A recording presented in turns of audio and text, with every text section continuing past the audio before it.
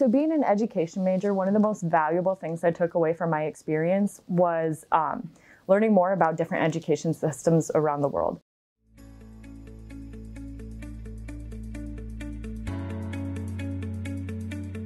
Hi, my name is Sophia. I am an elementary education major, and my focuses are in language arts and teaching English to speakers of other languages. I studied abroad in Suwon, South Korea of spring 2019. I chose to study abroad because I knew I wanted to teach abroad after graduating, and I knew I wanted to go to Asia, but I was worried that I would have a hard time adjusting and would miss life at home.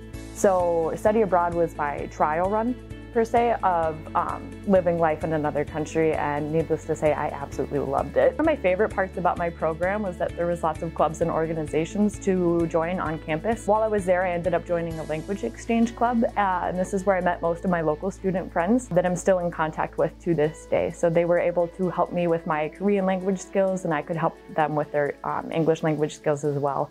And I really got to know about the culture on a first-hand level. To afford study abroad, I was able to get my financial aid to come along with me, and that was adjusted to fit the cost and the budget of the program that I was going to be going on, as it was more expensive than a semester at Eau Claire. I also received a UW Eau Claire Foundation Scholarship that added $1,000 to my budget. Then I received a Wisconsin Study Abroad grant that also helped go towards funding my experience. Then during my summers and my winters before my study abroad, I worked anywhere from 50 to 60 hours a week at my part-time job. And I put most of that money into savings. For education majors, we sit anywhere from about 4.5 to 5 years to finish our degree. Since I knew I wanted to study abroad and I wanted to be able to graduate on time, I met with my academic advisor as well as a study abroad coordinator to be able to figure out which classes I would need to take before, during, and after my study abroad. I took a few summer classes and a winter class as well, and I'm still able to graduate in 4.5 years. So being an education major, one of the most valuable things I took away from my experience was learning more about different education systems around the world. Korean education system tends to be very different than in the United States. So I was able to learn more about the teacher-student dynamic, the way the classrooms are set up. I can take information away from that to apply to my future degree, my future as an educator. There definitely was a language barrier being in South Korea.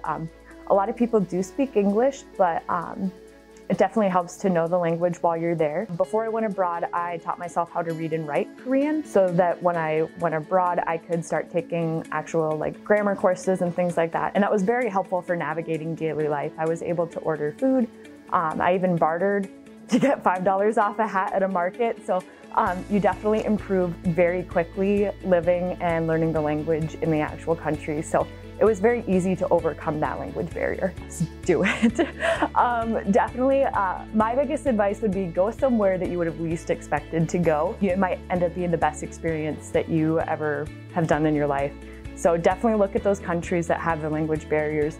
Look at those countries that have totally different lifestyles than what you live in the United States. Be adventurous, get out there and just do it.